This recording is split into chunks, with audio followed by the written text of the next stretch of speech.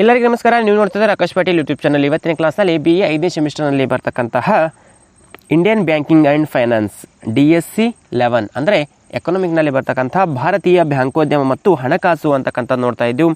ಅದರಲ್ಲಿ ಏನಪ್ಪ ಅಂತಂದ್ರೆ ಮೊದಲನೇ ಅಧ್ಯಾಯ ನೋಡ್ತಾ ಇದ್ದೀವಿ. ಅದರಲ್ಲಿ ನಾವು ಹಿಂದಿನ ಕ್ಲಾಸಲ್ಲಿ ಏನಪ್ಪ ಅಂತಂದ್ರೆ ಬ್ಯಾಂಕುಗಳ ಬೆಳವಣಿಗೆ ಯಾವ ರೀತಿ ಇತ್ತು ಅಂತಕ್ಕಂಥದ್ದು ನಾವು ನೋಡಿದೆವು.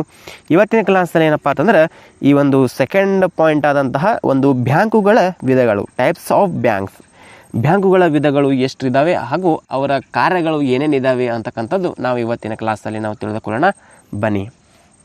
ಬ್ಯಾಂಕುಗಳ ವಿಧಗಳು. ಬ್ಯಾಂಕುಗಳು ಸಾರ್ವಜನಿಕ ಸಂಸ್ಥೆಗಳಾಗಿದ್ದು ಜನರಿಂದ ಠೇವಣಿಗಳನ್ನು ಸಂಗ್ರಹಿಸುತ್ತವೆ ಮತ್ತು ಆರ್ಥಿಕ ಚಟುವಟಿಕೆಗಳನ್ನು ನೆರವೇರಿಸಲು ವಿವಿಧ ವರ್ಗಗಳ ಜನರಿಗೆ ಉದ್ದರಿ ಅಥವಾ ಸಾಲವನ್ನು ಪೂರೈಕೆ ಮಾಡುತ್ತವೆ. ಈ ಬ್ಯಾಂಕುಗಳೇನಪ್ಪ ಅಂತಂದ್ರೆ ಒಂದು ಸಾರ್ವಜನಿಕ ಇದು ಸಂಸ್ಥೆ ಆಗಿರ್ತೈತಿ. ಈ ಜನರಿಂದ ಏನು ಠೇವಣಿಗಳನ್ನು ಸಂಗ್ರಹಣೆ ಮಾಡ್ಕೊಂಡಿರ್ತೈತಲ್ಲ, ಇದು ಆರ್ಥಿಕ ಚಟುವಟಿಕೆಯ ಮೇಲೆ ನೆರವು ಆಗೋಸ್ಕರವಾಗಿ ಒಂದು ವಿವಿಧ ವರ್ಗಗಳ ಜನರ ಮೇಲೆ ಈ ಸಾಲವನ್ನು ಪೂರೈಕೆದು ಏನು ಮಾಡ್ತೈತಿ, ಈ ಒಂದು ಖಾಸಗಿ ಬ್ಯಾಂಕುಗಳು ಅಥವಾ ಈ ಸಾರ್ವಜನಿಕ ಸಂಸ್ಥೆಗಳಾಗಿಂಥ ಬ್ಯಾಂಕುಗಳು ಕೆಲಸವನ್ನು ಪ್ರಾರಂಭ ಮಾಡ್ತವೆ. ಈ ಬ್ಯಾಂಕುಗಳು ವಿಭಿನ್ನ ವಲಯಗಳಲ್ಲಿ ಸ್ಥಾಪನೆಗೊಳ್ಳಬಹುದು ಮತ್ತು ಅವು ವಿಭಿನ್ನ ಅಂತರ್ಗತ ಲಕ್ಷಣಗಳನ್ನು ಹೊಂದಿರಬಹುದು. ಇಲ್ಲಿ ಏನಪ್ಪ ಅಂತಂದ್ರೆ ಈ ವಿಭಿನ್ನ ಬ್ಯಾಂಕುಗಳಾಗಿರ್ತಾವೆ. ಒಂದೊಂದು ಬ್ಯಾಂಕ್ ಅಂತ ಒಂದೊಂದು ಥರ ಅದರ ರೂಲ್ಸ್ ಆ್ಯಂಡ್ ರೆಗ್ಯುಲೇಷನ್ ಇರ್ತಾವೆ. ಅದಕ್ಕೋಸ್ಕರವಾಗಿ ಈ ಸ್ಥಾಪನೆಗೊಂಡಂತಹ ಈ ಬ್ಯಾಂಕುಗಳು ಅವು ವಿಭಿನ್ನ ಅಂತರ್ಗತವಾದಂತಹ ಲಕ್ಷಣಗಳನ್ನು ಸಹಿತ ಹೊಂದಿರ್ತಾವೆ. ಯಾವ್ಯಾವ ಲಕ್ಷಣಗಳು ಹೊಂದಿರ್ತಾವೆ ಅಂತಕ್ಕಂಥ ನೋಡೋದಾದ್ರೆ ಇಲ್ಲಿ ಮೊದಲನೇದಾಗಿ ಬರ್ತಕ್ಕಂಥ ಪಬ್ಲಿಕ್ ಸೆಕ್ಟರ್ ಬ್ಯಾಂಕ್ ಅಂದರೆ ಸಾರ್ವಜನಿಕ ವಲಯದ ಬ್ಯಾಂಕುಗಳು. ಮೊದಲನೇ ಬ್ಯಾಂಕ್ ಅಂತಂದರೆ ಸಾರ್ವಜನಿಕ ವಲಯದ ಬ್ಯಾಂಕುಗಳು.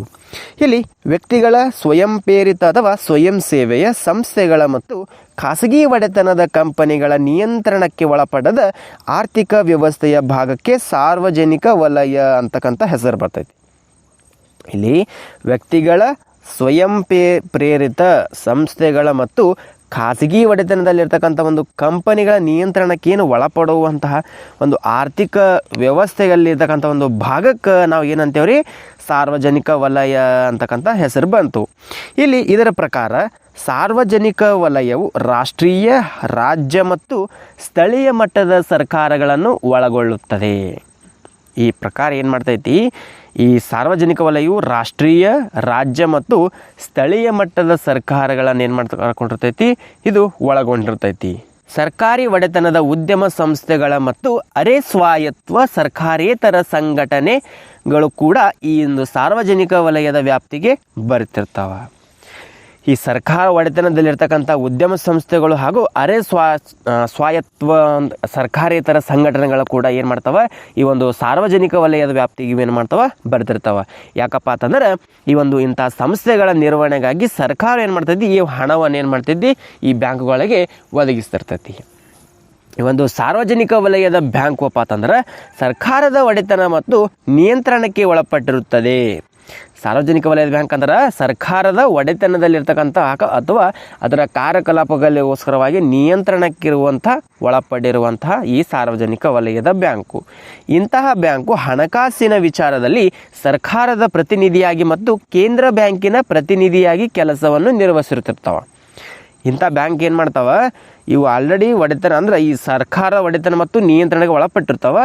ಮತ್ತು ಈ ಬ್ಯಾಂಕು ಹಣಕಾಸಿನ ವಿಚಾರದಲ್ಲಿ ನೋಡ್ಬೇಕಾದ್ರೆ ಈ ಒಂದು ಸರ್ಕಾರದ ಪ್ರತಿನಿಧಿಯಾಗಿ ಅದರ ಕಾರ್ಯಕಲಾಪವನ್ನು ನಾವು ಎಚ್ಚರಿಕೆಯಿಂದ ನೋಡೋಗೋಸ್ಕರವಾಗಿ ಈ ಕೇಂದ್ರ ಬ್ಯಾಂಕಿನ ಪ್ರತಿನಿಧಿಯಾಗಿರ್ತಕ್ಕಂಥ ಈ ಒಂದು ಕೆಲಸಗಳೇನು ಮಾಡ್ತಿರ್ತಾವೆ, ಇವುಗಳು ನಿರ್ವಹಣೆ ಮಾಡ್ತಿರ್ತಾವೆ.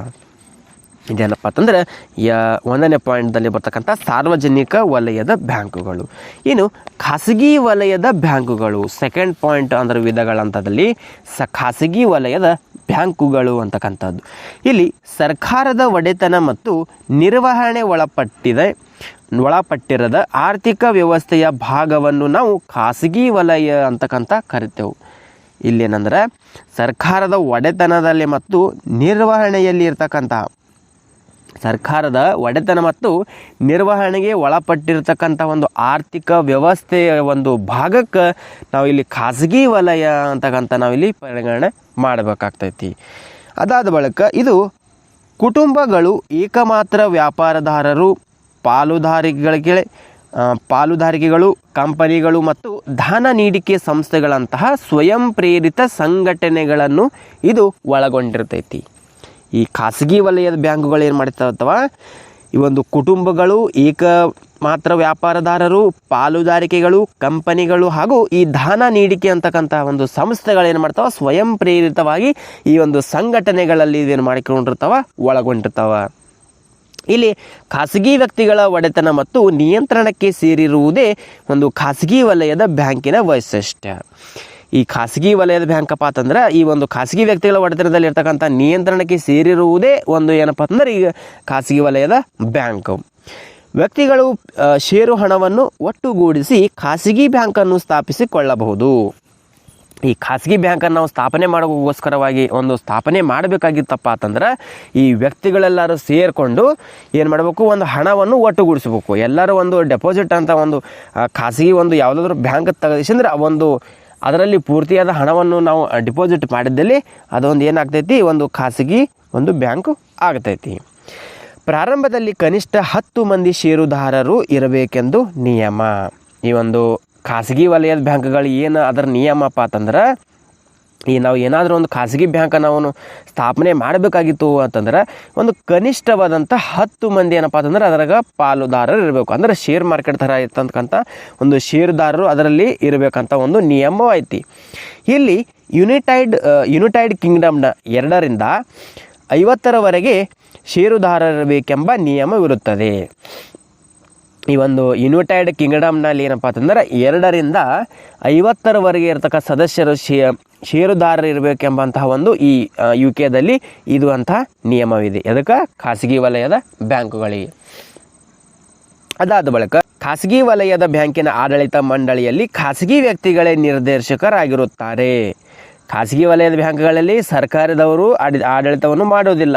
ಇಲ್ಲಿ ಯಾರು ಆಡಳಿತ ಮಾಡ್ತಾರ, ಖಾಸಗಿ ವಲಯದ ಬ್ಯಾಂಕಿನ ಆಡಳಿತ ಏನು ಮಾಡ್ತೈತಿ, ಅದರ ಮಂಡಳಿ ಅಂದ್ರೆ ಕಚೇರಿಯ ಒಂದು ಖಾಸಗಿ ವ್ಯಕ್ತಿಗಳು ಏನು ಮಾಡ್ತಿರ್ತಾರೆ, ಇದರಲ್ಲಿ ನಿರ್ದೇಶಕರಾಗಿರ್ತಾರೆ. ಈ ಬ್ಯಾಂಕು ಖಾಸಗಿ ವ್ಯಕ್ತಿಗಳ ನಿಯಂತ್ರಣ ಮತ್ತು ನಿರ್ವಹಣೆಗೆ ಇದು ಒಳಪಟ್ಟಿರ್ತೈತಿ. ಖಾಸಗಿದವರು ಅಂದ್ರೆ ಖಾಸಗಿ ವಲಯಪ್ಪ ಅಂತಂದ್ರೆ ಪ್ರೈವೇಟ್ ಸೆಕ್ಟರ್ ಬ್ಯಾಂಕ್ ಅಂದ್ರೆ ಖಾಸಗಿ ವಲಯದವರೇ ಅಲ್ಲಿ ಕಾರ್ಯವನ್ನು ನಿರ್ವಹಣೆ ಮಾಡ್ತಿರ್ತಾರೆ ಹಾಗೂ ಖಾಸಗಿ ನಿಯಂತ್ರಣದಲ್ಲಿರ್ತಕ್ಕಂಥ ನಿರ್ವಹಣೆ ಇದು ಒಳಪಟ್ಟಿರುತ್ತದೆ ಅಂತಕ್ಕಂಥ ಈ ಒಂದು 2ನೇ ಪಾಯಿಂಟ್ನಲ್ಲಿ ಬರ್ತಕ್ಕಂಥ ಖಾಸಗಿ ವಲಯದ ಬ್ಯಾಂಕುಗಳು. ಇನ್ನು 3ನೇ ಪಾಯಿಂಟ್ ಆದಂತಹ ವಿದೇಶಿ ಬ್ಯಾಂಕುಗಳು ಅಥವಾ ವಿನಿಮಯ ಬ್ಯಾಂಕುಗಳು. ಇಲ್ಲಿ ಇವುಗಳನ್ನು ವಿದೇಶಿ ಬ್ಯಾಂಕುಗಳು ಎಂತಲೂ ಕರೆಯಲಾಗುತ್ತದೆ. ಇದು ವಿದೇಶಿ ಬ್ಯಾಂಕ್ ಅಪ್ಪ ಅಂದ್ರೆ ವಿದೇಶಿ ಬ್ಯಾಂಕುಗಳಂತ ಕರೆಯಲಾಗ್ತೈತಿ. ಒಂದು ದೇಶವು ಇತರ ದೇಶಗಳಲ್ಲಿ ತೆರೆದಿರುವ ಬ್ಯಾಂಕುಗಳೇ ವಿನಿಮಯ ಬ್ಯಾಂಕುಗಳು. ಒಂದು ದೇಶವು ಇತರ ದೇಶಗಳಲ್ಲಿ, ಈ ನಮ್ಮ ದೇಶ ಬಿಟ್ಟು ಮತ್ತೊಂದು ದೇಶಗಳಲ್ಲಿ ತೆರೆದಿರುವ ಬ್ಯಾಂಕುಗಳಿಗೆ ನಾವು ಏನಂತೇವ್ರಿ, ವಿನಿಮಯ ಬ್ಯಾಂಕುಗಳು. ಇಲ್ಲಿ ನಮ್ಮ ದೇಶದಲ್ಲಿ ಒಂದು ಬ್ಯಾಂಕ್ ತೆರೆದರೆ ಮತ್ತೊಂದು ದೇಶದಲ್ಲಿ ನಾವು ಇನ್ನೊಂದು ಬ್ಯಾಂಕುಗಳನ್ನು ತೆರೆದರೆ ಅದಕ್ಕೆ ಏನಂತೇವೆ ನಾವು, ವಿನಿಮಯ ಬ್ಯಾಂಕುಗಳು. ಇವು ವಿದೇಶಿ ವ್ಯಾಪಾರಕ್ಕೆ ಸಾಲ ನೀಡುವುದಲ್ಲದೆ ಸ್ವದೇಶಿ ನಾಣ್ಯವನ್ನು ವಿದೇಶಿ ನಾಣ್ಯಕ್ಕೆ ಪರಿವರ್ತಿಸುವ ಕಾರ್ಯವನ್ನು ಇವುಗಳೇನು ಮಾಡ್ತಿರ್ತಾವ, ನಿರ್ವಹಣೆ ಮಾಡ್ತಿರ್ತಾವ. ಇಲ್ಲೇನಂದ್ರೆ ಇವು ವಿದೇಶಿ ವ್ಯಾಪಾರಕ್ಕೆ ನಾವು ಇಲ್ಲಿ ದೇಶದಿಂದ ವಿದೇಶಿ ವ್ಯಾಪಾರಕ್ಕೆ ನಾವು ಸಾಲ ನೀಡೋದು ಅಲ್ಲದೇ ಇರುವಾಗ ಈ ಸ್ವದೇಶದಲ್ಲಿರ್ತಕ್ಕಂಥ ನಾಣ್ಯಗಳಿಗೆ ಈ ವಿದೇಶಿ ನಾಣ್ಯವನ್ನು ಪರಿವರ್ತಿಸುವಂತಹ ಒಂದು ಕಾರ್ಯಗಳ ಸತ ಏನೇ ಮಾಡ್ತಾವೆ, ಇಲ್ಲಿ ನಿರ್ವಹಣೆ ಮಾಡ್ತಿರ್ತಾವೆ. ಅದರಿಂದಾಗಿ ಆಮದು ಮತ್ತು ರಫ್ತು ಕಾರ್ಯದಲ್ಲಿ ವಿನಿಮಯ ಬ್ಯಾಂಕುಗಳ ಪಾತ್ರ ಬಹಳ ಮುಖ್ಯವಾದಂಥದ್ದು. ಇದರಿಂದ ಏನಾಯ್ತಂದ್ರೆ ಆಮದು ಹಾಗೂ ರಫ್ತಿನ ಕಾರ್ಯದಲ್ಲಿ ವಿನಿಮಯ ಬ್ಯಾಂಕುಗಳೇನು ಮಾಡ್ತವೆ, ಇದರ ಪಾತ್ರ ಬಹುಮುಖ್ಯವಾದಂಥ ಪಾತ್ರ ವಹಿಸಿದೆ. ಇನ್ನು ಇದರ ಕಾರ್ಯಗಳು ಏನಿದಾವೆ ಅಂತಕ್ಕಂಥ ನೋಡೋದಾದರೆ, ವಿದೇಶಿ ವಿನಿಮಯ ಬ್ಯಾಂಕುಗಳು ನಿರ್ವಹಿಸುವ ಕಾರ್ಯಗಳು ಈ ಕೆಳಗಿನಂತಿವೆ ಅಂತಕ್ಕಂಥದ್ದು.